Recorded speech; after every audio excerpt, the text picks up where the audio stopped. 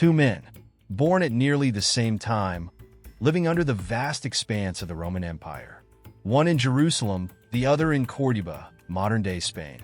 Jesus of Nazareth and Seneca, the younger, were contemporaries, sharing a similar age and existing under the shadow of the same empire. But what's truly fascinating? Their words, teachings, and philosophies, while separated by geography and culture, often echo the same profound truths. Could it be coincidence? Or were they both drawing from a shared stream of wisdom that flowed through the Roman world? A blend of philosophy, morality, and spiritual insight? Take, for instance, the analogy of good and bad trees. Jesus said, "A good tree can't produce bad fruit, and a bad tree can't produce good fruit." Luke 6, verse 43. Seneca, in his work on anger, mirrored this thought. No sane man becomes angry with nature. It is as pointless as wondering why fruit doesn't hang on woodland briars, or why thorn bushes don't bear useful fruit. Both taught that the quality of something, be it a tree or a person, can only be judged by its outcomes and actions. When Jesus spoke on fidelity, he said, "A man who divorces his wife and marries another commits adultery." Matthew 19, verse 9. Seneca, too, upheld the sanctity of marriage in his philosophy.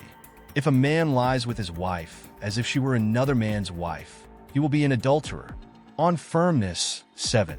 Both recognize the moral importance of loyalty in relationships, seeing it as the foundation of ethical living. Jesus taught about divine presence and guidance, saying, "The Holy Spirit will teach you everything and remind you of everything I have told you." John 14, verse 26.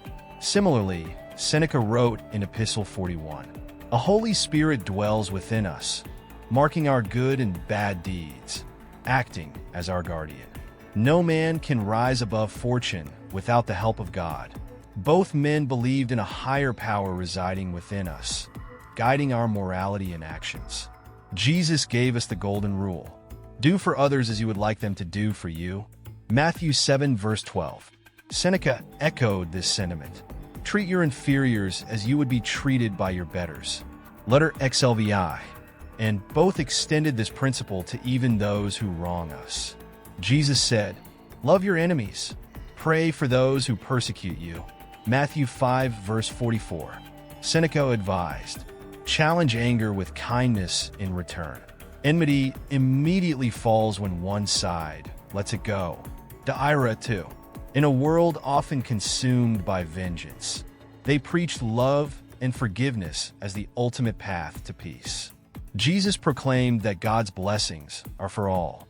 He gives sunlight to both the evil and the good, and sends rain on the just and the unjust. Matthew 5, verse 45. Seneca admired the gods' impartiality, writing, "The gods distribute their blessings with unbroken uniformity, sprinkling lands with rain and tempering seasons for all people alike." On Benefits, Sector 7, their shared vision reminds us to act with generosity, even toward those who may not appreciate it. Separated by distance but united in wisdom, Jesus and Seneca left teachings that transcend time. Their words challenge us to live with integrity, love, and purpose. But it leaves us with so many questions. Why did they think the same things?